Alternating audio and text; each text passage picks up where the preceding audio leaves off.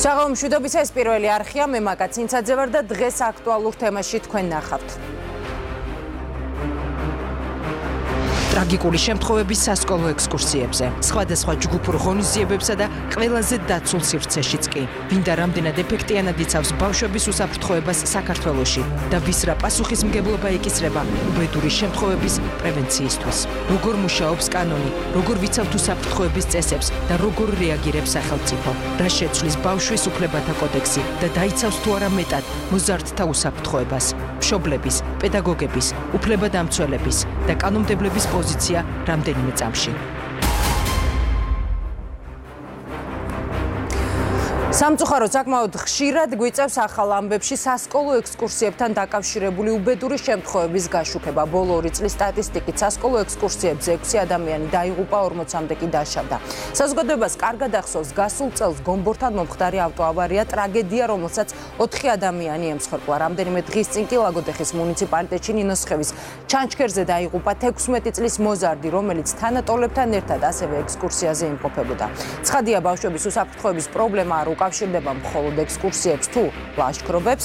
ბავშვებს საკმაოდ ხშირად ხიფათი ხვდებათ ერთი შეხედვით ყველაზე დაცულ გარემოში, სკოლაში, სახლში, ან თუნდაც ეზოში. თუმცა ფაქტია, საკმაოდ ხშირად სახელმწიფო და საზოგადოება გარკვეული ცვლილებების აუცილებლობას უკვე მომხდარი ტრაგედიის შემდეგ ხედავს. ასე მოხდა სალომე ტატიშვილის დაღუპვის შემდეგ. სათხილამურო ტრასებზე უსაფრთხოების რეგულაციები ამოქმედა. გომბორზე მომხდარი ავტოავარიის შემდეგ გამკაცრდა მოთხოვნები იმ ავტოსატრანსპორტო საშუალებებზე, რომლითაც ბავშვების გადაყვანა ხდება. ამჯერად ბავშვის უფლებათა დაცვის კოდექსის მიხედვით ექსკურსიებთან დაკავშირებით პასუხისმგებელ პირთა წრე იზრდება. თავის მხრივ რეგულაციები გაამკაცრა განათლების სამინისტრომაც.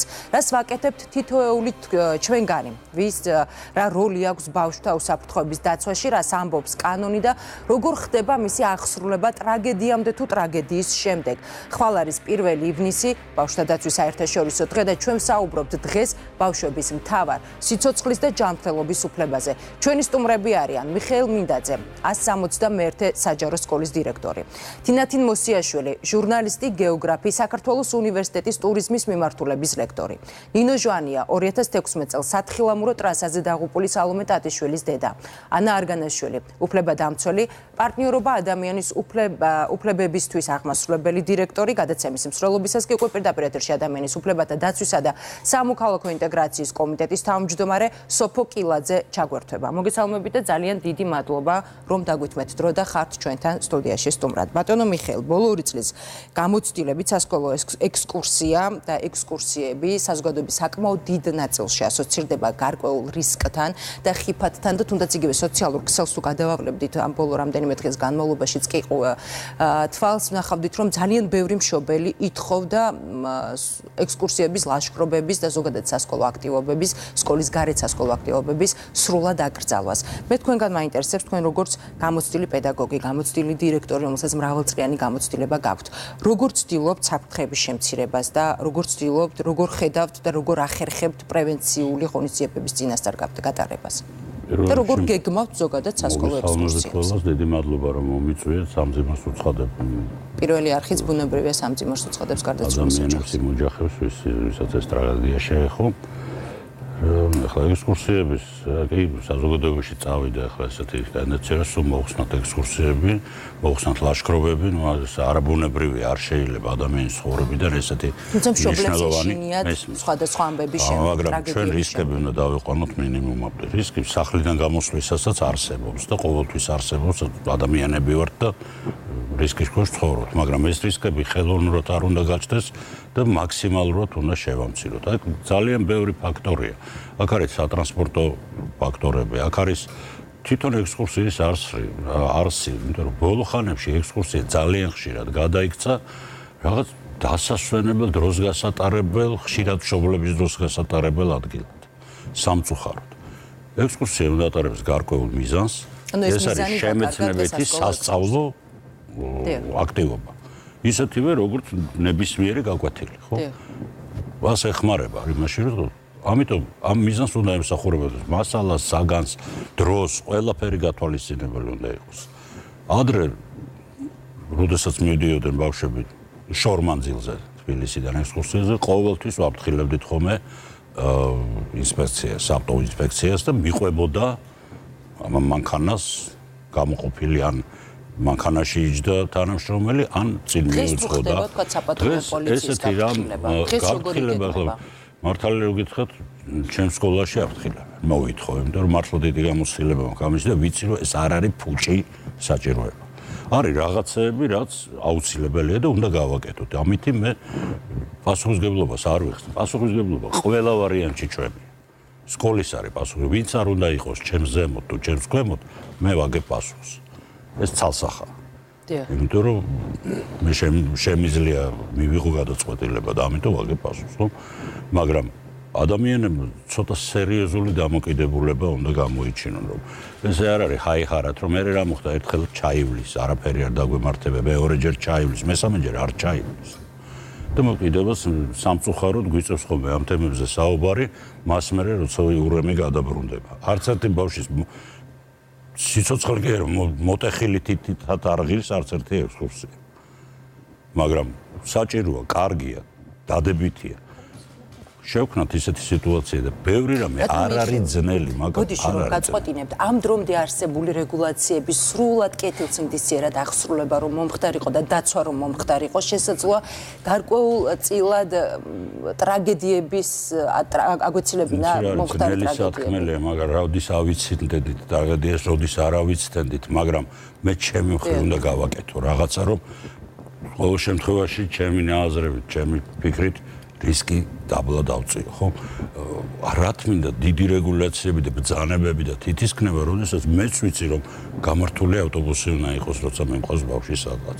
მეც ვიცი, რომ იქ სადაც მიმყავს, თუ ჯერ ადრე უნდა ვიყო ნამყოფი და ვიცოდე სად მიმყავს, ხო? და თუ იქ რამე სახიფათოა, ბოგირი თუ არის რაღაც ესეთი გამული და ზედ უნდა გადაიაროს ადამიანმა, იმისთვის ვიღაცა უნდა წავიყვანო, ვინც მომეხმარება იმაში გადატარებას. ეს ნაფიქრი უნდა გქონდეს. ამას არ ჭირდება მან და მაინც ვიღაცამ თითი დამიქნიოს და ესე გააკეთეო მითხრა. ეს მაშინ რა მინდა სკოლაში და რა მინდა ბავშვთან თუ ესეთი რამეებზე არ ვფიქრობ. მოდი რა, ძალიან შორს მივდივარ და მე ცოტა მეშინია რომ არ გადავარდე იქით რომ მოვიდეს და სკოლაში ის ხალხი, ვისაც უნდა მასწავლებლობა, ვისაც უნდა ბავშვთან ყოფნა. პირველი ეს არის, თორე კარგი მათემატიკოსი და კარგი გეოგრაფი შეიძლება ბევრი იყოს. მოვიდეს ის, ვისაც შეუძლია ბავშვთან ყოფნა და იცის, რომ ბავშვი არის მთავარი სკოლაში და არა სკოლის დირექტორი, არა მასწავლებელი და არა მინისტრი. გასაგებია ბატონო მიხეილ, თინათინ, ვიდრე იმაზე ვისაუბრებთ, რატომ არის ექსკურსია და ლაშქრობა ზოგადად მნიშვნელოვანი ბავშვებისთვის. თავად თქვენ როგორ იცავთ უსაფრთხოებას სხვადასხვა ტურებში, მე ვიცი რომ დადიხართ საკმაოდ აქტიური ბრძანდები და სხვადასხვა ტურებში საკმაოდ აქტიურად დადიხართ და რა ფაქტორები იწვევს ხშირ შემთხვევაში იმ ტრაგედიებს, რომელ ტრაგედიებზეც უკვე ვისაუბრეთ. მეც პირველ ყოვლისა რასაკვირველია ვუსამძიმრებ ოჯახს, ვუსამძიმრებ, რა ვიცი, მთელ ქვეყანას შეიძლება ითქვას მასწავლებელს, იმიტომ რომ ეს არის ალბათ, რა ვიცი, ძალიან დიდი დარტყმა და მე მართლა უყურებდი ახლა ეს დღეები Facebook-ში და მეც არაერთხელ ჩავერთე იმ დისკუსიაში, სადაც იყო საუბარი, რომ მოდი აღარ წავიდეთ და მე მესმის გულწრფელად, რომ წელს შეიძლება ამ სეზონზე ბევრი სკოლა არ წავიდეს ექსკურსიაზე. ბუნებრივია, რისკი ყოველთვის არსებობს, რასაკვირველია ბევრ რამეს უნდა მივაქციოთ ყურადღება, მე სტუდენტებთან ერთად, რა ვიცი, თვეში ალბათ რამდენიმე გასვლა მაქვს, შეიძლება ლამის ყოველ კვირაც. იმიტომ რომ ჩვენ ვამზადებთ ტურიზმის სპეციალისტს. ტურიზმის სპეციალისტი ვერ დადგება ლექციაზე მოსმენილი საუბრით და როცა მან უნდა დაგეგმოს და წაიყვანოს მაგალითად ვამბობ ხევსურეთში ან ნებისმიერ ნაკრძალზე ტურისტი, მომავალში მისი ტურისტი, ეს მას აუცილებლად უნდა ქონდეს თავად ნანახი ეს ყველაფერი. ამიტომ ჩვენ ხშირად დავდივართ. ბუნებრივია, გამოცდილ მძღოლებს, ბევრ რამეს ბუნებრივია ვაქცევთ ყურადღებას. აი ახლა მაგალითად წინა შაბათ-კვირას ჩვენ ვიყავით ვაშლოვანში. ვაშლოვანი არის დაცული ტერიტორია, საკმაოდ მძიმე პირობები და ამავე დროს იქ რისკია, მაგალითად ქვეწარმავლების და გველების რისკია ბუნებრივია. თუმცა ახლა შეიძლება ხანდახან ხონია შემთხვევა, როცა რომელიღაცა სტუდენტი მაგალითად არ წამოსულა იმის გამო, რომ მაგალითად ეს მხარე შეიძლება, რა ვიცი, შემთხვევით მარშრუტზე აღმოჩნდეს. თუმცა აქაც ვეუბნები, აი განმარტებას მაინც როგორ უნდა მოვიქცეთ, როცა ხდება მაგალითად ქვეწარმავალი, როგორ უნდა მოვიქცეთ, რა ვიცი, მდინარეზე როგორ გადასავლელი. ძალიან ბევრი ინსტრუქცია გასაცემი და აი ჩვენ ეთერის დასაწყისამდე ვსაუბრობდით იმაზე, რომ სანამ მაგალითად ავტოპარკი არ გაიმართება, მანამდე არ წავიყვანოთ ექსკურსია, შესაძლებელია, რა ვიცი, ძალიან დიდი დრო დაჭირდეს ამ ყველაფერს.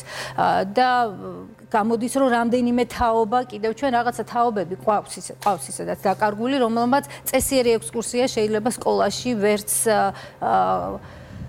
ქონდა მოკლედ მთელი რა ვიცი 11 წლის განმავლობაში და ამან რასაკვირველია უკან დაგვწია. მე რომ მკითხოთ ხო, ალბათ პირველი კლასიდანვე ჩვენ უნდა ვიწყებდეთ ექსკურსიის კულტურის ჩამოყალიბებას და ძალიან დიდი რესურსი უნდა მიმართოთ სწორედ აქედან, იმიტომ რომ ეს არის ის უნარები, რომელიც ჩვენს მოზარდებს აუცილებლად დაჭირდებათ ცხოვრებაში.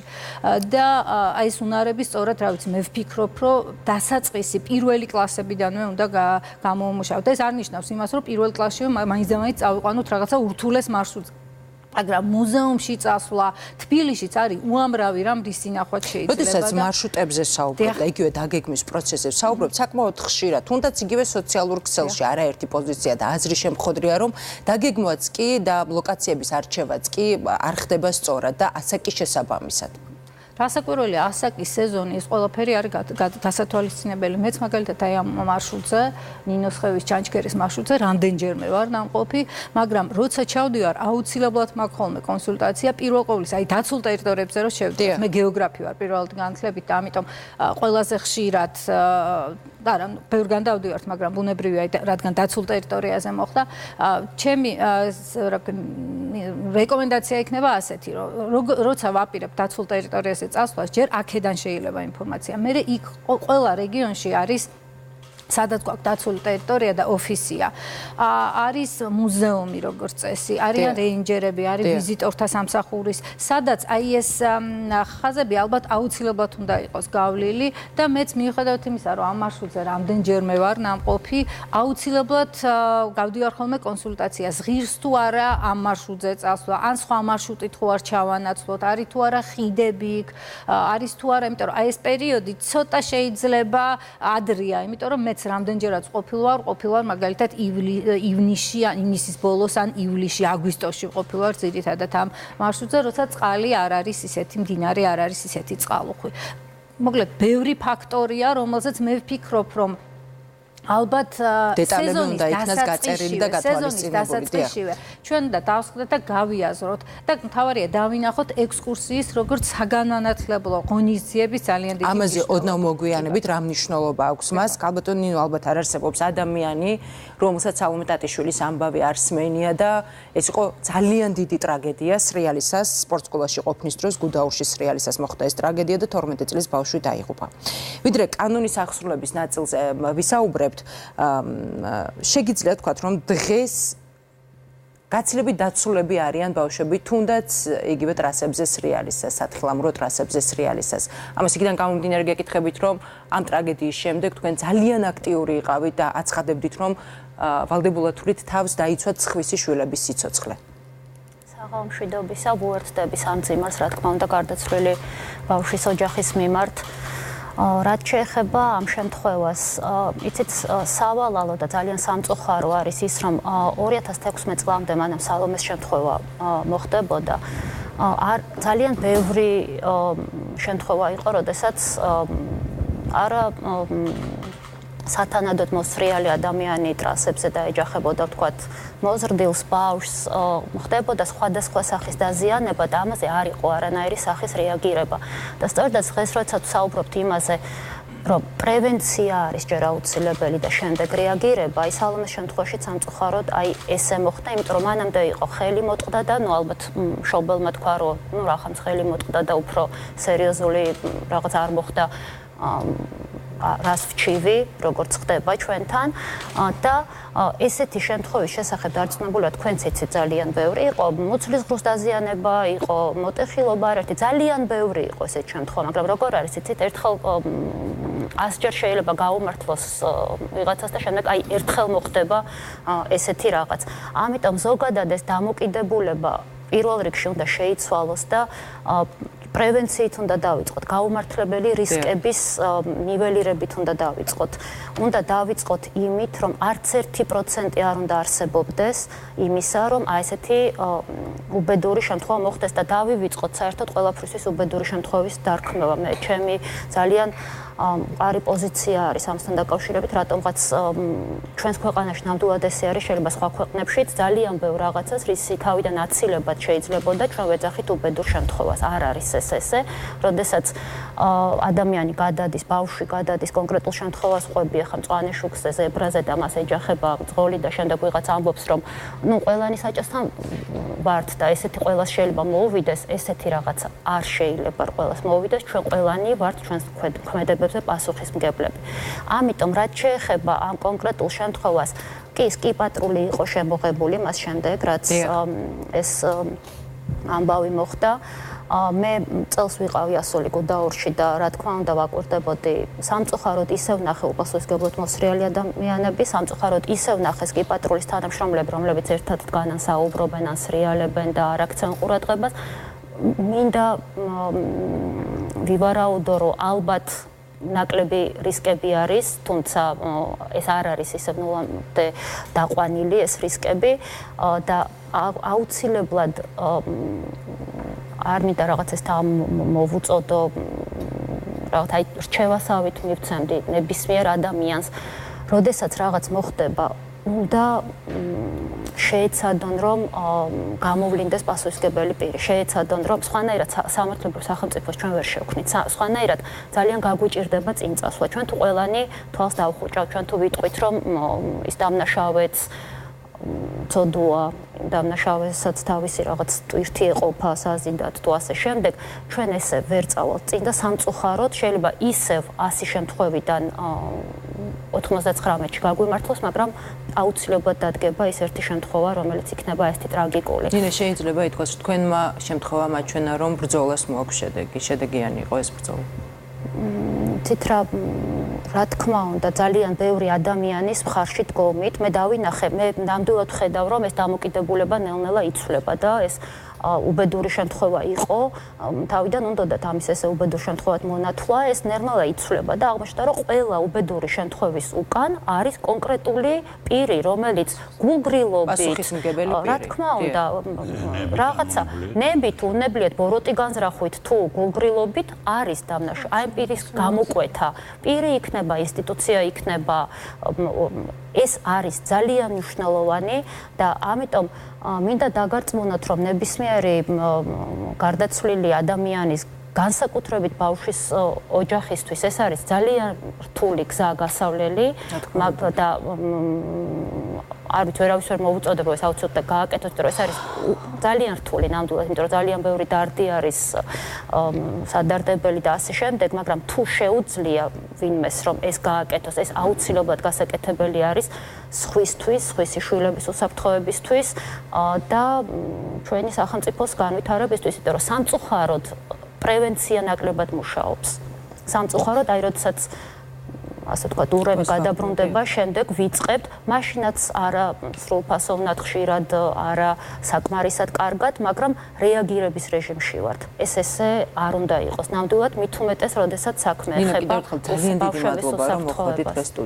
მადლობთ თქვენ, რომ ამ თემებზე საუბრობთ, იმიტომ რომ სამწუხაროდ მუდმივად სტრესულ რეჟიმში გვიწევს ყველას ცხოვრება, დღე არ გავა, რომ ბავშვის შესახებ რაღაც არ გავიგოთ და ეს არის ჩვენი ნერვული სისტემისთვის დამანგრეველი და რაღაცნაირად ყველამ ერთად აი ეს უნდა მინიმუმამდე დავიყვანოთ. ნამდვილად მოგვიანებით დაგიბრუნდებით, ნინო, მანამდე ანა ბავშვების ჯგუფური შეკრებების დროს ბუნებრივი არის, რომ ძალიან რთულია, რომ ერთ კონკრეტულ სუბიექტს, ერთ კონკრეტულ პირს ავკიდოთ ესე მთელი პასუხისმგებლობა, ხო? ან თუნდაც იგივე ერთ რგოლს. მესმის, რომ დაცვის 100%-იანი მექანიზმი, რომ ვისაუბროთ, როგორც ასეთი არ არსებობს, მაგრამ არსებობს რისკების და უბედური შემთხვევების თუნდაც ესე მინიმუმამდე დაყვანა, ხო? თქვენ, როგორც არასამთავრობო სექტორის წარმომადგენელი, პირველი რიგის ამოცანებს, მთავარ პრობლემებს, აი ამ საკითხში, თუნდაც იქ სასკოლო ექსკურსიებზე, როდესაც ვსაუბრობთ, რაში ხედავთ და სად ხედავთ? პირველ რიგში მეც გამოვხატავ სამძიმარს, ტრაგედია, ნამდვილად და ასევე მინდა ერთი დათქმა გავაკეთო, ვინაიდან მიმდინარე სისხლის სამართლის საქმე და გამოძიება რა თქმა უნდა კონკრეტულად არაფერს არ ვიტყვი ამ საქმეზე. ამ საქმეზე არ ვსაუბრობ. არ ვსაუბრობ. მაინც ეს განვაცხადოთ. კონკრეტულად ამ საქმეს, დიახ. გეთანხმებით, რომ ერთ პირს ნამდვილად ძალიან რთულია მთელი პასუხისმგებლობა დააკისრო. ამიტომ მინდა დავუბრუნდე თემას, კითხვას, რომელიც თქვენ დასვით თავიდან, რეგულაციები. ბატონ მიხეილს, როგორც თქვენ აღნიშნეთ, თქვენ გაქვთ ძალიან დიდი გამოცდილება, მაგრამ თუ არ აქვს თქვენნაირი გამოცდილება, ის რეგულაცია ხომ არის იმ ადამიანებისთვის, ვისაც 40 წელი ვთქვათ, არ აქვს ბავშვებთან ურთიერთობის გამოცდილება. ოღონდ რეგულაცია არ უნდა იყოს რეკომენდაცია, როგორც აქამდე იყო, ანუ თუ არ შეასრულებ, რას ვიზავთ, აი ამ ტონში დაწერილი. თუმცა, ანა, ფიქრობთ, რომ შესაძლოა რომელიმე განათლების მინისტრის ბრძანება, რომელიც არის სარეკომენდაციო ხასიათის, რომელიმე დირექტორს ან პედაგოგს აღიქვა მხოლოდ რეკომენდაცია და არ შეესრულებინა ეს. ძალიან საინტერესოა ეს საკითხი. თუ ეს ბრძანება იქნება მხოლოდ ფურცელზე დაწერილი წესი და მისი აღსრულებისთვის ასევე არ იქნება ნაფიქრი რესურსზე, განათლებაზე, გაძლიერებაზე სკოლისა, მაშინ რა თქმა უნდა ის არასოდეს არ აღსრულდება. შეიძლება ძალიან უნდოდეს სკოლას, მაგრამ ვერასოდეს ვერ აღასრულებს. ამიტომ მაგალითად სასამართლო ამბობს ხოლმე, რომ კანონი არ არის მხოლოდ დაწერილი ფურცელი, მისი აღსრულებაც კანონია და შესაბამისად თუ ის არ აღსრულდება, მაშინ არ არის შესაბამისად კანონი. ამიტომ რეგულაციები უნდა მოვითხოვოთ სავალდებულოდ დეტალური, გათვლილი იმ ადამიანებისთვის, ვისაც არ შეუძლია ამხელა გამოცდილებით თავად მართოს სიტუაცია და ვისაც შეიძლება უფრო მეტი რისკები აქვს. რაც შეეხება რისკებს, აქ ჩვენ ვისაუბრეთ, რომ რისკი ყველგან არის, მაგრამ მოდით ვთქვათ, რა არის რისკი, რომელიც ჩვენი კონტროლის ქვეშ არის და ჩვენი კონტროლის მიღმა? იმიტომ რომ ის რისკი, რომელიც ჩვენი კონტროლის ქვეშ არის, მე თუ არ დავაზღვე, მაშინ მე წინდახედულობის ნორმას ვარღვევ და როგორც აქ აღნიშნა, გაუფრთხილებლობით შეიძლება ასევე დავაზიანო ადამიანი. ამიტომ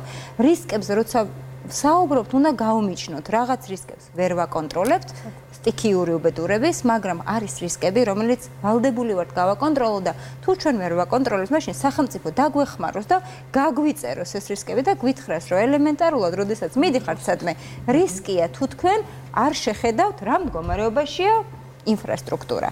და ბოლოს კიდევ ერთხელ გეთანხმებით, რა თქმა უნდა, რომ არ დაეკისრება პასუხისმგებლობა ერთ ადამიანს ვერ დაეკისრება, მაგრამ ნახეთ როგორი სიტუაცია. როცა საუბრობთ ბავშვებზე, თქვენ აღნიშნეთ, რომ ინფორმაციას აწოდებთ სტუდენტებს და ისინი იღებენ გადაწყვეტილებას. ბავშვი ვერ მიიღებს ასეთ გადაწყვეტილებას, ამიტომ უფრო დიდი პასუხისმგებლობა გვაქვს.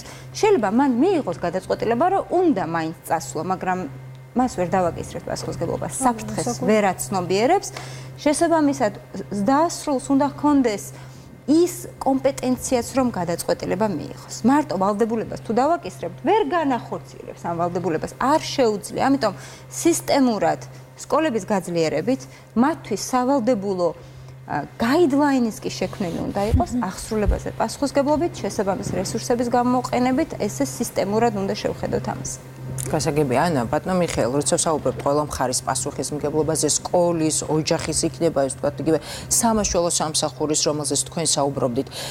როგორ ხედავთ არიან პასუხისმგებლობის განაწილებას და გადანაწილებას? ერთ-ერთი სამაშველო სამსახური ყველას ვერ გაწდება, ხო, ესეთი პასუხი. და სად არის მთავარი პრობლემა? ეს არის რეგულაციების არარსებობა, სად იყო აქამდე ყოველ შემთხვევაში რეგულაციები კაფეო არარსებობდა. იმიტომ რომ თუ აღსრულების ნაწილშია პრობლემა. საშუალებები იცით რა არის? ჩვენ ხშირად აი მე ძნელია, ძვირია და არ ვდგამთ რაღაცნაირს და არსებობს საშუალებები, არც თუ ძალიან ძვირი, არც თუ ძალიან რთული, მაგრამ რატომღაც არ ვიყენებთ. ის რომ თქვათ ახლა ყველას გვესმის რომ ამდენი მაშველი არ არის საქართველოში ყველა ექსკურსიაზე გაყვეს, მაგრამ ის რომ ჩვენ გადავამზადოთ ადამიანები თითოეულ სკოლაში თუნდაც ამრიგებლად ვასწავლოთ მათ პირველადი დახმარების აღმოჩენა. ხომ ეს ხო არ არის ძალიან ძვირი სიამოვნება და ძალიან საჭიროა. მე ვიცი ორგანიზაცია, რომელსაც ყველა არასამთავრობო ორგანიზაცია, სადაც უცხოელი გარეული უკვეთავს ამას და არც ერთი ქართული ორგანიზაცია არ უკვეთავს. თუ ჩვენ მიგვაჩნია რომ ღვედი არ უნდა გავიკეთო, მე რა მაგარი ბიჭი ვარ და ამჭირდება. იგივეა აქაც ხო. ვასწავლოთ ეს არღის ძვირისი ჩიტი მდგნადღის რაც არ უნდა ღირდეს. უკვე წინწადგური ნაბიჯია, ხო? დღეს გაჩნდა უამრავი ესე ტურისტული რაღაც ორგანიზაციები, იმიტომ რომ ყველა სადღაც ნამყოფია და ქმნის თავისებურ ტურისტულ ძალიან კარგი რო გაჩნდა, მაგრამ ვინ არიან ესენი? მათ ლიცენზია უნდა აიღონ განსაკუთრებული სიმკაცრით. მათ უნდა იცოდნენ საიდან მოიყვანონ ტრანსპორტი და მე უნდა სულ აი გუშინ წინ შაბათს იყო ესეთი შემთხვევა, ჩემი სკოლის ერთ-ერთი კლასი მშობლებთან ერთად მიდიოდა ექსკურსიაზე, გაწერილი ამ ფირმიდან ეს ავტობუსი ამგვარით. მოვიდა სხვა ავტობუსით. მე მადლობა გამოუცხადა ჩემ მასწავლებლებს, რომ მან ეს იმ წუთშივე დამირეკა, რა ვქნა, მოვიდა ესეთი ისა. გომბორის ტრაგედიაზე ზუსტად ანალოგიური შემთხვევა იყო. მე ვთქვი, რასწორ გააჩერეთ, სანამ მოვიდა მე ფირმის დირექტორი, იმან მოიტანა გარანტიები, რომ ეს ავტობუსიც კარგია, რომ ეს ზოლი გამოსწდა და ასე შემდეგ და შედგა ეს ექსკურსია და მშვიდობით დაბრუნდა. მაგრამ ხო ყველა არ არის ეს, ზოგი იტყვა, მოვიდა ავტობუსი რა კარგია და წავედით. ეს ძალიან მნიშვნელოვანი მომენტებია და ეს მაინც ხო კეთდება, მაინც ხო არის ეს ავტობუსი. მოდი რა მოვამზადოთ რაღაც ვიღაცა ორგანიზაციას მივცეთ უფლება რომ მათ ატარონ ბავშვები, იმიტომ რომ კარგი მძღოლები ყავთ, კარგი ავტობუსები ყავთ, მოვლილია, იცის, როდის გააჩეროს, როდის არ გააჩეროს. ამ ვიღაცას ნუ მივცეთ, როდესაც გადაკეთებული მერსედესის მიკროავტობუსი ყავს, სადაც უნდა იჯდეს 11 ადამიანი და ჯდება 27. ესეთი რაღაცა არ უნდა იყოს, ხო? აი ესეთი რაღაცები, რაც მე მგონი ძნელი გასაკეთებელი არ არის. ამას უნდა ნება. რასაკვირველია, ნება უნდა მოდიოდეს ზემდგომი ორგანოდან და შემდეგ ეს ყველაფერი ნება მარტო ნებად დარჩება, თუ მოთხოვნაც არ იქნება და შესაბამისი კონტროლი. და თავისთავად ახლა წაღან ვახსენეთ და რაღაც მოგვერიდასავით, რომ დაიკარგა კულტურა, დაიკარგა ექსკურსიის კულტურა, დაიკარგა ის ენთუზიაზმური დამოკიდებულება. ყველა ძველი ალპინისტი ეხმარებოდა სკოლას, მიდიოდა, ეხმარებოდა მაშველად რაღაც. დღეს ესეც რაღაც გაბნეულია და თავისთავად ხდება. ვიწყებთ იმით, რომ გვინდა ექსკურსია მანდა მაინც დავაკლარჯეთში. ებიჭო, უძოზე ხარ ნამყოფი.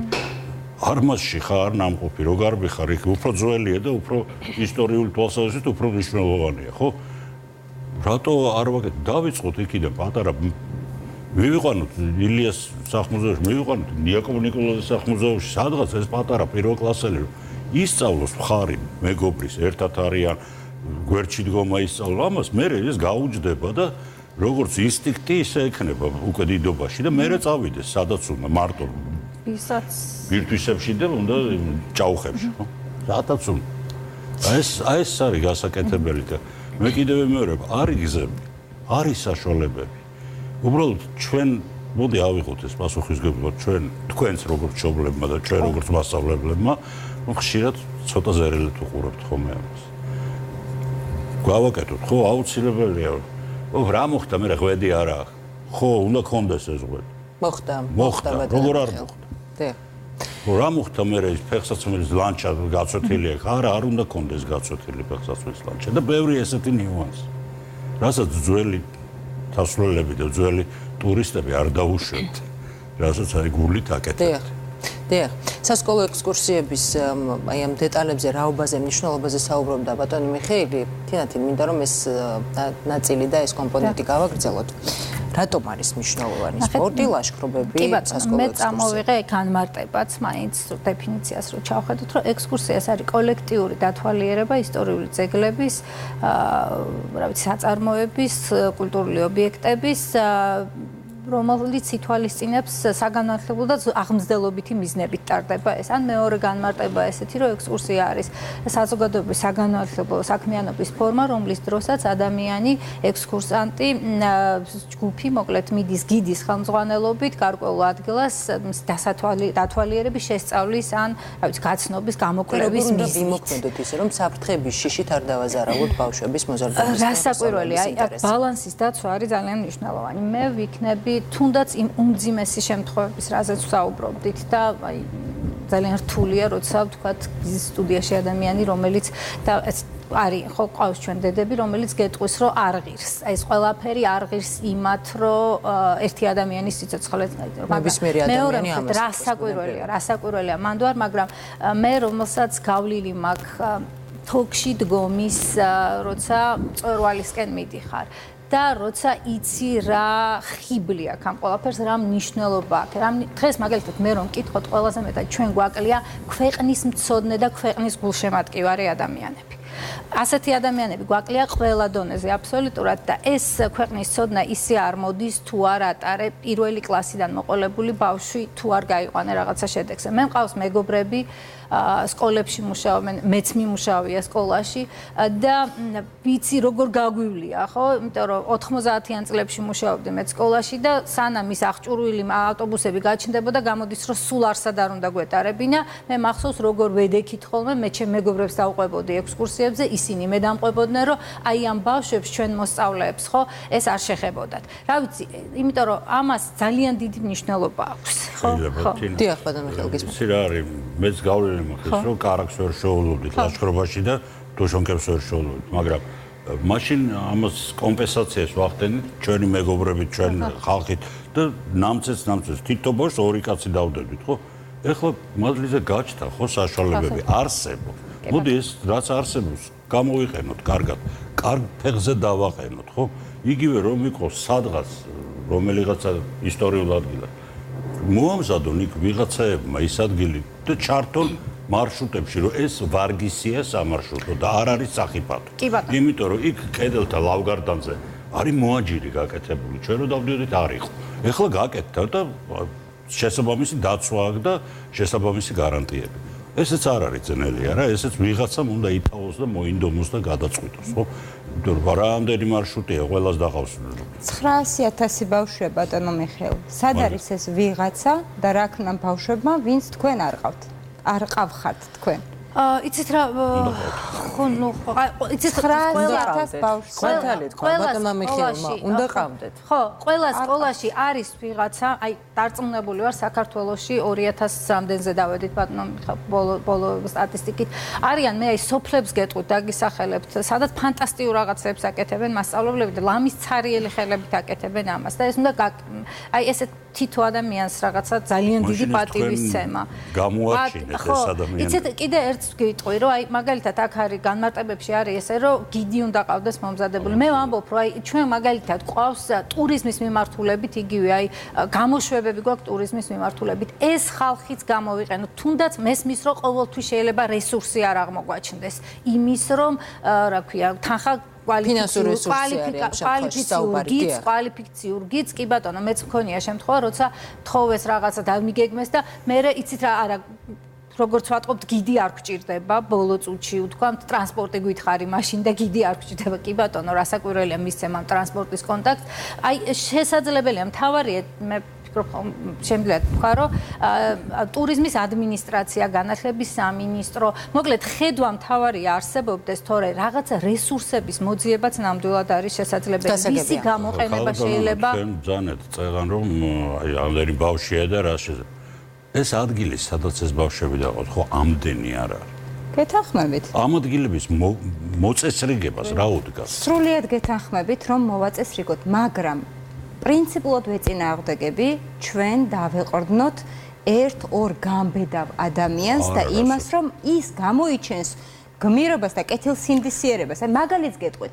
თქვენ ყველამ ალბათ იცით რომ მე პირადად შევხვედრი ვარ დასავლეთ საქართველოდან ჩვეულებრივ მარშრუტკაში ჩასმულ 10-12 წლის ბავშვს, რომელსაც სიტყვიერად მიანდობენ ძღოლს და ის თბილისამდე როგორ ჩამოდის არავინ არ იცის. ჩვენ ყველამ ვიცით რომ ეს ხდება რას ველოდებით რომ იქ საშინელება მოხდეს მომხდარა ამაში ეს საქმე ესეც ხო საჭიროებს რეგულაციას რატომ არ გვაქვს ჩანაწერი როდის შეიძლება ბავშვი გამოუშვა დასავლეთ საქართველოდან თბილისში 4 საათიან გზავრობაში მძღოლის მეთვალყურეობის ქვეშ რომელიც იმ ბავშვს ვერ მიაქცევს ყურადღებას იმიტომ რომ მძღოლია სხვა მოვალეობები აქვს რას ველოდებით რატომ არ ვცვლით რეგულაციას ამიტომ ძალიან გთხოვთ დიდი პატივისცემით მაგრამ თქვენნაირ ადამიანებზე არ გავთვალოთ. არა, მე უნდა გავთვალოთ საშუალო ცოდნის მოვამზადოთ ეს ხალხი. მოვამზადოთ. შევხედოთ ექსკურსიას, მეც აყვარო, შევხედოთ ექსკურსიას, როგორც საგანმანათლებლო პროცესის ორგანიზებული შესაბამისი კადრების გადამზადება, ამაზე საუბრობს ნამდვილად ქალბატონი თინათინის და ბატონი მიხეილი. რომელთა მომზადება. გავაძლიეროთ კი ბატონო იქ. ქალბატონო ნინო თქვენ სალომეს დაღუპვის შემდეგ ასეთი რამე დაწერეთ, მე მინდა რომ ეს ციტატა წავიკითხო. ამ საქმეში სამართლიანობისთვის ბრძოლაში მე ჩემ პასუხისმგებლობას ვგრძნობ არა მხოლოდ სალომეს და ჩემი დანარჩენი შვილების, არამედ სალომეს ყველა მეგობრის და ყველა იმ ადამიანის წინაშე, ვინც კვლავ გახდება ასეთი დანაშაულის მსხვერპლი. ბავშვები, რომლებიც ამ ამბავს შეესწრნენ, ამ ქვეყნის მომავალია და აქ უნდა იცხოვრონ. ეს საქმე უნდა გახდეს პრეცედენტული, ხვალ და ზეგ მთაზე სხვისი გაუფრთხილებლობით დაშავებულმა ადამიანმა თამამად უნდა მიაკითხოს გამოძიებას, მოითხოვოს უპასუხისმგებლობისთვის პასუხი და ჰქონდეს სამართლიანი განაჩენის იმედი. ნაწილობრივ ამაზე უკვე ვისაუბრეთ, თუმცა მე მინდა ასეთი რამ მკითხოთ. საზოგადოება, მოქალაქეთა ჯგუფი არის თუ არა დღეს გაცილებით ფრთხილი და პასუხისმგებლიანი, ვიდრე იყო თუნდაც 3 წლის წინ. მე ვიცი რომ თქვენ მოვლენებს პროცესებს აკვირდებით. მე მინდა იმედი ვიქონიო, რომ ეს ესე არის. იმიტომ რომ ეს 3 წელი, როგორც ვთქვი, ძალიან ბევრი ადამიანი მედგა გვერდში, ძალიან ბევრი ადამიანი გრძნობდა, რომ ეს იყო ბრძოლა არა მხოლოდ ჩემი ოჯახის, არამედ ეს იყო კონკრეტულად მათი შვილებისთვის ბრძოლა. და დარწმუნებული ვარ, რომ ის რასაც ჩვენ ერთად მივაღწიეთ, ის რომ ეს გახდა პრეცედენტული საქმე და ის რომ სათხილამურო სპორტში ეს სპორტიც არის კურორტი ჩვეულებრივ, სადაც უნდა იყოს ნებისმიერი ადამიანის უსაფრთხოება დაცული და ეს უნდა იყოს უსაფრთხოების ზონა ნებისმიერი ადამიანისთვის და სათხილამურებიც რეალი არ არის კონტაქტური სპორტის სახეობა და ამ შემთხვევაში შეჯახება არ უნდა იყოს ჩვეულებრივი მოვლენა. მე ვფიქრობ, რომ ძალიან ბევრი ადამიანი, ვისაც ამაზე ადრე არ უფიქრია, დაიწყო ამაზე ფიქრი. დაიწყო იმაზე ფიქრი, რომ უნდა სრიალებდეს სრული ეკიპირებით, თუ აქამდე ასრიალებდა, თავი უნდა მოერიდოს ისეთ ტრასაზე ასვლას, რომელიც მისთვის არ არის დაძლევადი, არ უნდა იყოს ნასვამ მდგომარეობაში და ასე შემდეგ და თუ კიდევ რაღაც მოხდება, მე ვფიქრობ, რომ იმეც ვიტოვებ ისევ, რომ აი სასამართლოს ეს გადაწყვეტილება, რომელმაც სამივე ინსტანცია გავიარეთ, როგორც იცით და უზენაესმა სასამართლომ ძალაში დატოვა სააპელაციო სასამართლოს გადაწყვეტილება, ეს იქნება ის გაკვალული ბილიკი, რომელსაც სხვები თუ რამე მოხდება და ძალიან დიდი იმედი მინდა მქონდეს, რომ ესეთი მასშტაბის არა, მაგრამ ისევ გავიმეორებ, მცირე მასშტაბისაც კი, მე ვფიქრობ, რომ ეს იქნება აუცილებლად მათ ყველამ და გაიაზრონ, ეს იქნება სხვისი ბავშვებისთვის ისევ ბრძოლა და უნდა მიაკითხონ აუცილებლად შესაბამის უწყებებს და ეს არის უკვე საქმე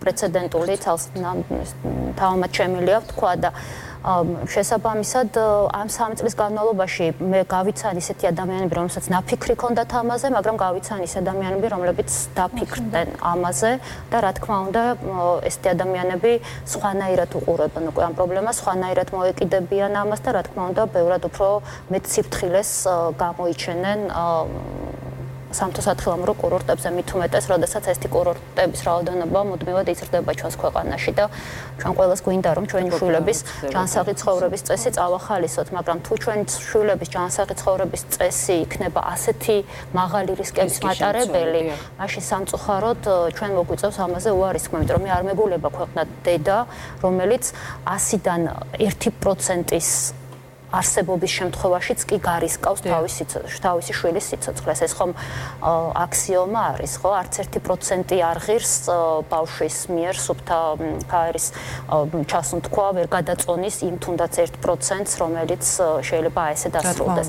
ამიტომ იცით რა, როდესაც ჩვენ შვილებზე ვფიქრობთ და 99%-ს 1%-ს ვადარებთ, სხვის შვილებზეც ვიფიქროთ და სხვის შვილებსაც როდესაც რაღაცას ვუგეგმავთ, მაშინაც ზუსტად ესე დავაყენოთ საკითხი. არსებობს თუ არა ის 1% ან თუნდაც 0.1%, რომელიც, აი როგორც ანამ თქვა, კონტროლირებადი არის. რა თქმა უნდა, არ ვლაპარაკობ ჩვენ აქ თქვა ზავის ჩამოწოლის საშიშროებაზე, თქვა, რომელიც არ არის ჩვენს კონტროლ ქვეშ, მაგრამ თუ არის ესეთი რისკი, მე ვფიქრობ, რომ ზონების არსებობის შესახებ და დეტალური ინფორმაცია, ეს თუ არ არის რაღაცა სტიქიური უბედურება, ისეთი რაღაც მოვლენა, რომელსაც ჩვენ თავიდან ვერ ავიცილებდით, ყველაფერს დავარქვათ თავის სახელი და იმიტომ რომ აი ყველა დედა როდესაც თავის შვილზე ფიქრობს, ხო, რა თქმა უნდა, ეს აქვს რა არის რისკი და რა არის სარგებელი. როდესაც ხვის შვილებზე ვფიქრობთ, მაშინაც ზუსტად ესევე უნდა ავწონოთ, დავწონოთ და მე ვიცი რომ განვითარებულ ქვეყნებში ეს ესეც ხდება, ამიტომ რა თქმა უნდა ბავშვის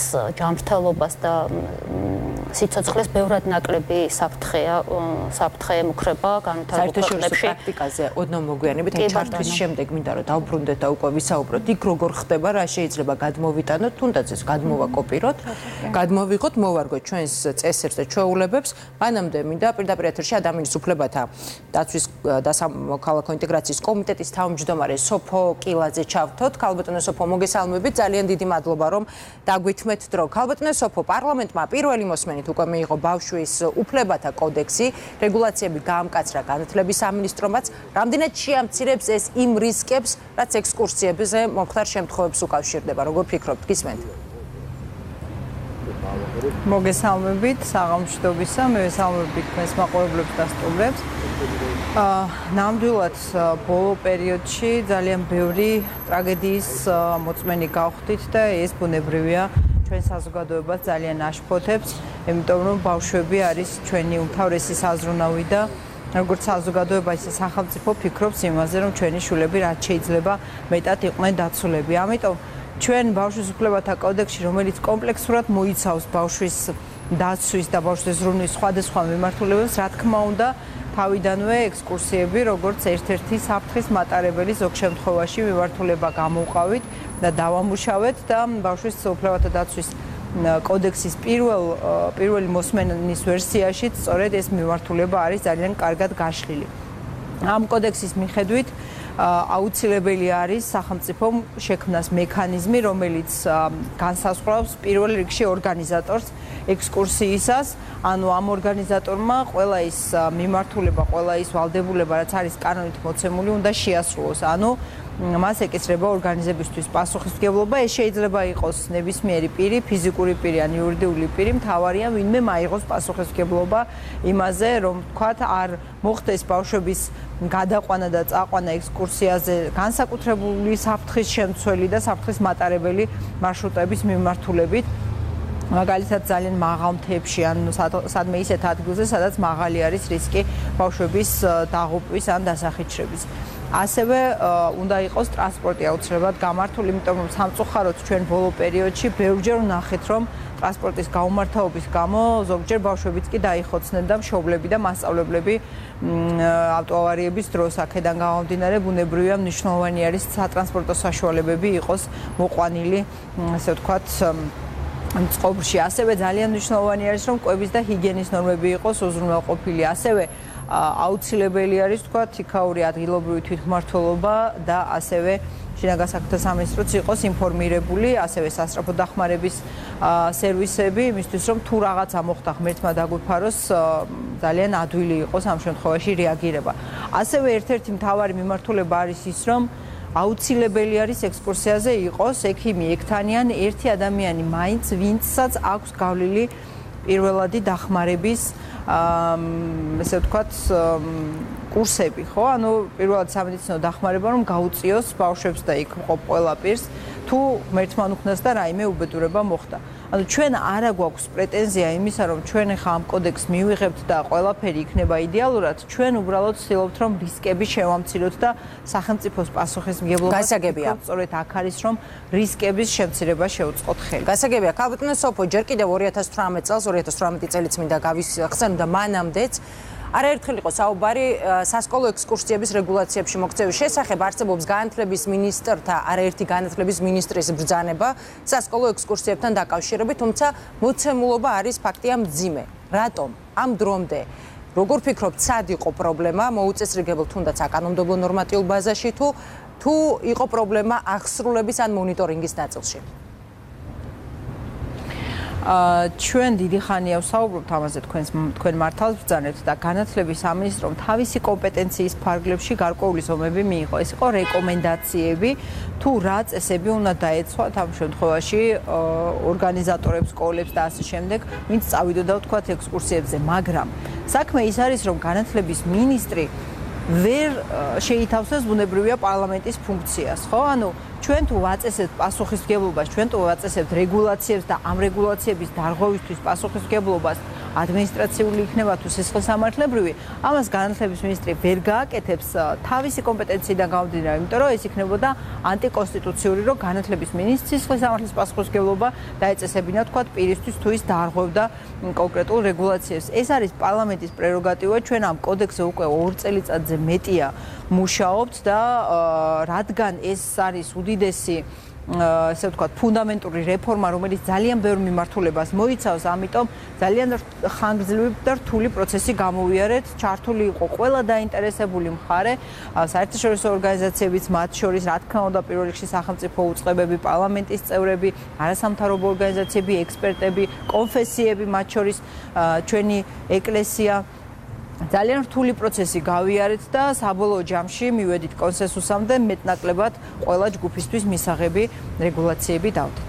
გასაგებია, კანონსოფო ერთი არის კანონმდებლობა და კოდექსი, რაც ხადია არ არის მეორე ხარისხოვანი, მაგრამ მოხდება თუ არა ამ რეგულაციების და მოთხოვნების დაცვა? ანუ რა გვაძლევს იმის გარანტიას, რომ მორიგი რეგულაციები არ იქნება მკვდრაჩობილი კანონი, რომელიც დარჩება ფურცელზე?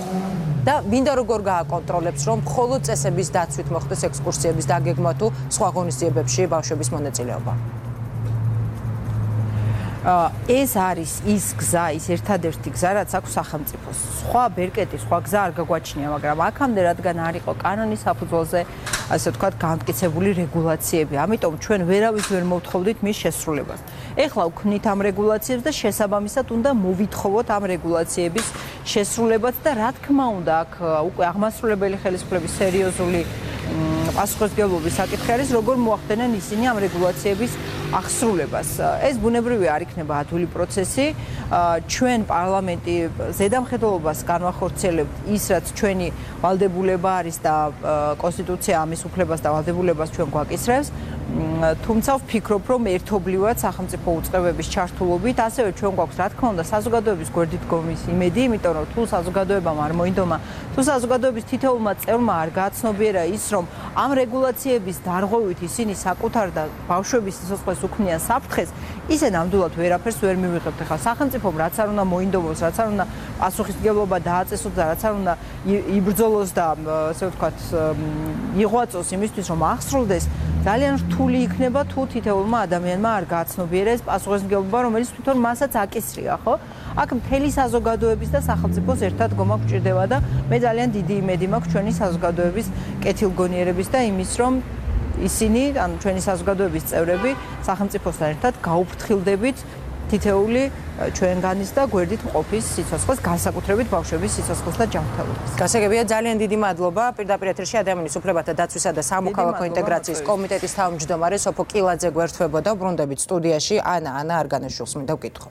საერთაშორისო პრაქტიკა. გასაგებია, ეს ბავშვთა უფლებათა კოდექსი, რაც მოვისმინეთ, რაც წავიკითხეთ მანებზე, რის შესახებაც ვართ ინფორმირებული, როგორი მუშაობს ამას რო გვიჩვენებს, თქვენი პოზიცია შეგიძლიათ გაგვანდოთ, რამდენ როგორი მოლოდინი გაქვთ და საერთაშორისო პრაქტიკა როგორი არის სასკოლო ექსკურსიებთან მიმართებაში, აი ამასთან დაკავშირებით. რაც შეეხება საერთაშორისო პრაქტიკას, ავსტრალიის პრაქტიკას გავეცანი, სადაც არის ის საკითხები, რაზეც ჩვენ დღეს აქ ვისაუბრეთ, მაგრამ არის კიდევ მეტი საკითხი. მაგალითისთვის, თანხმობის საკითხი. ვინ გასცემს თანხმობას, რაზე გასცემს თანხმობას და ეს თანხმობა არის თუ არა ძალაში, გარემოებები თუ შეიცვლება, თუ ამინდი გაფუჭდება, თუ ახალი რისკი გამოჩნდება. მაგალითად, ინკლუზიურობა. მითითებულია ცალსახად, რომ ექსკურსიაზე წასვლა ყველა ბავშვს უნდა შეეძლოს, მათ შორის ეტლის მომხმარებელ ბავშვს. ანუ იმდენად უნდა იყოს, იმდენად ინფრასტრუქტურა იმდენად უნდა იყოს გამართული, რომ აი წარმოიდგინეთ, რამდენად, ასე ვთქვათ, სწორი გზა და ხელმისაწვდომობა უნდა იყოს, ადმინისტრირება და რას მინდა ხაზი გავუსვამ. ჩვენ ძალიან ადვილად ვუყურებთ ცოტა რისკის მართვას.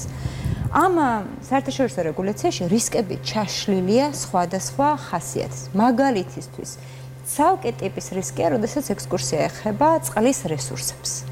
სრულიად განსხვავებული რისკის მართვა, როდესაც ეხება მაღალმთიან რეგიონებს. მე მაგალითად წყლის რესურსებზე მინდა გავიხსენო კიდე ერთი ტრაგიკული შემთხვევა, ცოტნეს შემთხვევა, რაც მოხდა.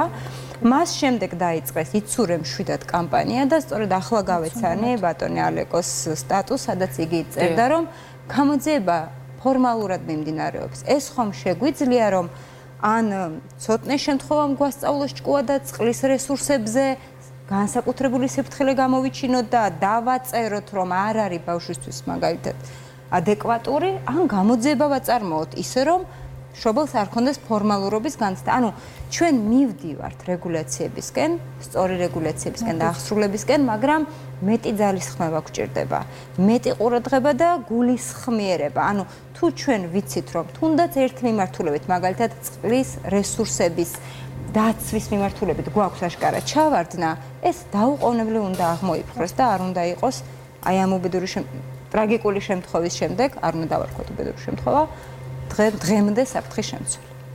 ნამდვილად. კაპიტან ნინო, ის რაც მოისმინეთ ბავშვთა უფლებათა კოდექსი, შეიძლება ითქვას მოლოდინი როგორი გაგიჩნდათ და ვიცი რომ გაიცანით დეტალურად. როგორი მოლოდინი გაქვთ? იქნება თუ არა პრევენციული და თუ კიდევ დამატებით გარკვეული ღონისძიებები და გარკვეული რეგულაციების ამოქმედება არის იმისთვის საჭირო, რომ მინიმუმამდე იქნას რისკები შემცირებული. იცით რა, ამ კოდექსთან დაკავშირებით სხვა სტუმრებიც ალბათ ისაუბრებენ, თუ ნებას მომცემთ, აი ჩემს პირად რაღაც ყველას აქვს ხომ შვილების პატრონს რაღაც გარკვეული შიშები ექსკურსიაზე, როდესაც მიდის ბავშვი, აქ არ არის მხოლოდ იმაზე საუბარი, რომ მანქანა უნდა იყოს გამართული, აქ არ არის მხოლოდ საუბარი იმაზე, რომ იცოდეს ადმის და შემდეგ.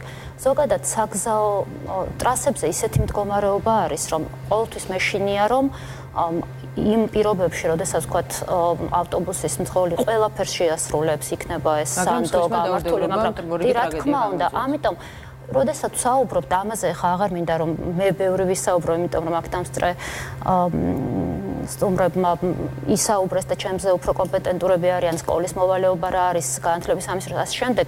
აი რას ვუკეთებთ? იმას, რაც ხდება ჩვენს ტრასებზე მაგალითად, ხო? ჩვენ დავიცავით ყველაფერი, მაგრამ შემხვედრი მიმართულებით მოძრავი სატრანსპორტო საშუალება არ ქვემდებარება არანაირ წესს. ამიტომ იცით რა ის და აი ესეთი ბევრი რაღაც არის, რასაც სახელმწიფომ ძალიან კომპლექსურად უნდა შეხედოს. ყველა აგებს თუნდაც იგივე ვთქვათ გაუფრთხილებლობით სხვისი სიცოცხლის მოსპობა, რასაც ვარქმევთ ხოლმე, ამაზე პასუხს იქნება საზოგადოების გაზრდის ერთ-ერთი ვთქვათ ფაქტორი. ამიტომ აი ჩემი კუთხით ვთქვათ ვიტყოდი იმას, რომ ისევ და ისევ რაღაც როდესაც ხდება, გამოვკვეთოთ ხოლმე ვინ არის პასუხისმგებელი, ვინ არის დამნაშავე და კომპლექსურად მივუდგეთ ამ საკითხს.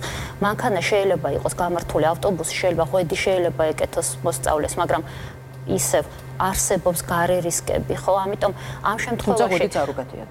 ბატონო, ღვედიც არ უკეთიათ მოსწავლეს კი, რა თქმა უნდა, აქედან ვიწყებთ, მაგრამ აი ნახეთ, რა თქმა უნდა, აბსოლუტურად გეთანხმებით, არაერთხელ მიკითხავს, არის ჩემი შვილისთვის, არის ღვედი, თქვათ არ ადგერ, რა უნდა მოძრაობდეს, არ უნდა ცეკვავდეს ავტობუსში, არ უნდა გადაადგილდებოდეს. ხო, არის რაღაც გარკვეული წესები, რომელიც უნდა დაიცვას და ამაზე რა თქმა უნდა, აღარ გავაგრძელებ საუბარს, მაგრამ მხოლოდ განათლების სამინისტრო, მხოლოდ რომელიღაც ერთი უწყება ამ პრობლემას ვერ მოაგვარებს. მე ვფიქრობ, რომ ეს არის ზოგადად კომპლექსური პრობლემა, რომლის სათავეშიც უნდა იყოს ერთი წინადადება, ეს არის პრიორიტეტი არის თუ არა ჩვენთვის ბავშვის უსაფრთხოება და ბავშვის ჯანმრთელობა. თუ არის, მაშინ ყველა ინსტიტუცია, ყველა ერთად უნდა ჩაერთოს ამ პრობლემის მოგვარებაში და მხოლოდ გამართულ სატრანსპორტო საშუალებაზე არ უნდა ვიმსჯელოთ, თუმცა ეს არის ერთ-ერთი და ესეთი არის ძალიან ბევრი.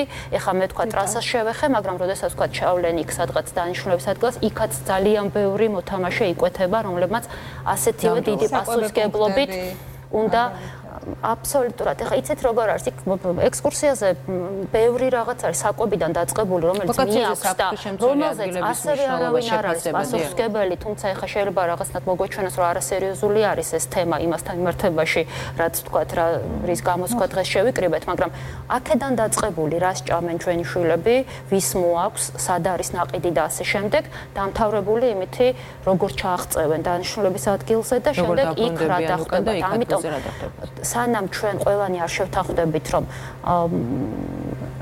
ბავშვის სიცოცხლე, ბავშვის ჯანმრთელობა ეს არის ის, სადაც ყველანი ვერთვებით, ყველანი ვიღებთ რაღაც კომპრომისი არ შეიძლება. არ შეიძლება არანაირ ვიღებთ მონაწილეობას და მაქსიმუმს ვაკეთებთ, რაც შესაძლებელი არის. მანამდე მგონია, რომ ეს პრობლემა ან ცუდად მოგვარდება, ან შეიძლება სამწუხაროდ საერთოდ არ მოგვარდას. გასაგებია, თინათინ, ბავშვთა უფლებათა კოდექსი, ამასთან დაკავშირებით თქვენი პოზიციაც მაინტერესებს, იქნება თუ არა ერთგვარი, იქნება თუ არა პრევენციული ხასიათი და მინიმუმამდე იქნება თუ არა ტრაგედიები, შეძლებს თუ არა ეს ბავშვთა უფლებათა კოდექსი მინიმუმამდე დაიყვანოს ტრაგედიები და იცით აბსოლუტური დაცვა ალბათ ცხოვრებაში არ არსებობს აბსოლუტური დაცვა სამწუხაროდ რასაკვირველია ძალიან რთულია როცა ამ შემთხვევების შესახებ ვისმენთ ინფორმაციას ბუნებრივია აი მე ისე იქვა რომ ჩვენ ესაც განათლება გვაქვს გვიწერია რომ პრიორიტეტად განიხილება ჩვენ ქვეყანაში და ძალიან მინდა რომ ასე ვხედავდე და ასე ვხედავდე სწორედ განათლების ერთ-ერთ ცალკე სეგმენტად ვხედავდე სწორედ აი ამ მიმართულებასაც იმიტომ რომ მე მიმაჩნია რომ ეს აუცილებელია ძალიან მნიშვნელოვანია იმიტომ რომ ქვეყნის თითოეული მოქალაქის ჩამოყალიბებასთვის ექსკურსია არის ძალიან მნიშვნელოვანი კომპონენტი და როგორც უყურებთ განათლებას განათლების სფეროს ერთ-ერთ მნიშვნელოვან ნაწილად უნდა განვიხილოთ კომპლექსურად შევხედოთ კი ბატონო ყველა დეტალი გავთვალოთ მაგრამ უზრუნველყოთ ისე რომ საქართველოს ყველა რეგიონში და ბატონი მიშაბძანებდა და ახლა თბილისში გვაქვს სკოლები სადაც ამეთანხმებით რომ შედარებით უკეთესად არის ფინანსურად ცოტა უკეთესი მდგომარეობა შეიძლება იყოს მაგრამ მე მინდა რომ ეს მიწვდეს რა ვიცი საქართველოში შეძლების დაგვარად ყველა სკოლის ყველა კლასს მიწვდეს რაღაცნაირად იმიტომ რომ ისე ყველა ბავშვის უფლებაა რომ მას ჰქონდეს განათლების ნაწილია მოკლედ ესაც და აი ბატონ მიხეილს ვკითხოთ ბატონ მიხეილ ბავშვთა უფლებათა კოდექსით გაწერილი დეტალები როდესაც ხელმისაწვდომობაზე საუბრობს ქალბატონი თინათინი არის თუ არა იქნება თუ არა ხელმისაწვდომი და აღსრულებადი იქნება თუ არა როგორ ფიქრობთ საქართველოში მოქმედი ყველა საჯარო სკოლისთვის სწორ მარტო ექსკურსიის პრობლემები ხო არ არის არა ეს არის უცებ ძალიან ბევრი დეტალს მოიცავს ყველაფერი ებმის არა ამას და რაღაც ესეთ ჯაკეტილი წრეა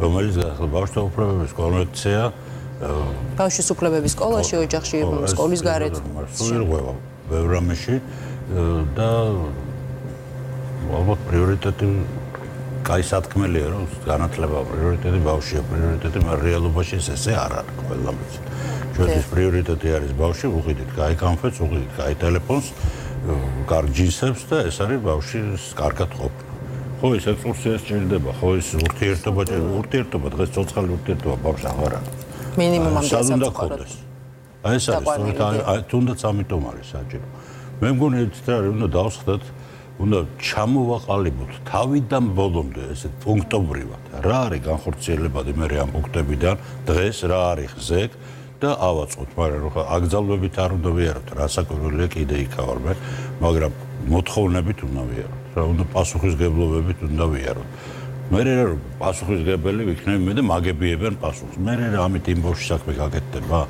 ეს არ არის იქ უნდა მივიდე რომ საქმე გაკეთდეს და პასუხისგებლობამდე არ მივიდეს საქმე აეწყოს რაღაცა ხო ამისთვის ალბათ ძალიან მნიშვნელოვანია თუნდაც თავს არავის არ ვახებ თუნდაც ჩემი გამოსწორება ვიღაცის გამოსწორება ვიღაცის მოძიებული მასალა შევკრიბოთ ნახოთ რა შეგვიძლია გავაკეთოთ ბევრი რამის გაკეთება შეგვიძლია ბევრი რამე აქედან ძალიან იაფი დაждდება. არ რაღაცეები ძვირია, მაგრამ რაღაცეები ნების გამოხატვა და რაღაც რეგულაციების შექმნა შეიძლება. ნუ გვეშინია ამ ნაბიჯების გადადგმა და დავიწყოთ საიდანაც, იმიტომ რომ სულ ესე ვიძახით, რა ეს ხვალ ეს გავაკეთო, ძეგის გავაკეთო. დღეს უნდა დავიწყოთ, რომ ხვალამდე მივიდეთ. და მე მგონი ეს შესაძლებელია, ხო რაღაც გამოსცემს მინისტრი რა ბრძანებას. ამ ბრძანებას ვინ შეასრულებს? როგორ შესრულდება? მონიტორინგს ვინ გაუწევს შემდეგ? მონიტორინგს ვინ გაუწევს? აი ამას ყველაფერს უნდა ჩამოყალიბება და ყველაფერს უნდა ნახვა, ხო? იგივე თქვენ ამზადებთ ვიდეოს, არა? ამ ვიდეოს ჩვენ უნდა მივიღოთ ეს ვიდეო, ხო? მომამზადეთ უკვე სად არის ეს ვიდეო? ჩარნან ჩაბულები არის, რაღაცა ფორმით უნდა ჩაებენ, თუნდაც სკოლაში გამოვიშვით პრაქტიკაზე ეს ვიდეო, ხო? უკვე საქმეა, ხო? ეს არაფერი არ არის, თქვენ კრედიტებს ვიწერთ, ჩვენ საქმეში გამოვიყენებთ, ხო? უკვე რაღაც წინწასული ნაბიჯებია, რა. ამით ამ სხვანაირად ვერ გაკეთდება მარტო ბრძანები და დაველოდოთ როდის შესრულდება ბრძანება ეგრე არ იქნება. ნამდვილად ძალიან დიდი მადლობა. ამ სამკვირაში წარმოგიდგენთ მონიტორინგის სამსახურმა ფაქტობრივად აი ეს არის პერიოდი როცა არის სასკოლო ექსკურსიები რა. ესაც შეიძლება გადანაწილდეს, იმიტომ რომ ზამთარში შეიძლება ექსკურსიაზე ვიაროთ, რატომღაც ჩვენთან მიჩნეულია რომ ეს ბოლო სექტემბრის 2 შაბათი კვირა და ივნისის 2-3 შაბათი კვირა. ხო, თუმცა ზამთარშიც შეიძლება, იცით, კულტურა როცა ვსაუბრობ ჩვენ შეიძლება ჩვენ სეზონურად გავთვალოთ. მუზეუმში სიარული შეიძლება არაერთი საწარმოა დაწესებულება, სადაც ზამთარში შეიძლება და ინსტიტუციებს შორის მეტი კომუნიკაცია არის საჭირო და კიდევ უფრო მეტი გამართვა. სისტემები შექმნილი, როდესაც არის ადგილი, სადაც წლის განმავლობაში მუდმივად მიყავ. არაზაფხულში, ხოლმე არაზაფხულში, ყოველთვის და შემეცნებით იქ გადიან საბუნებისმეტყველო ხელოსაგნებს მათემატიკა. ეს არის რეალიზებადეთ, ესპანეთში შეიძლება, საფრანგეთში შეიძლება, რატო ძალიან დიდი მადლობა. ძალიან დიდი მადლობა კიდევ ერთხელ საინტერესო საუბრისთვის, ძალიან დიდი მადლობა სტუდიაში მობრძანებისთვის. ასეთი იყო დღევანდელი აქტუალური თემა. მე მომდევნო პარასკევამდე გემშვიდობებით დროებით.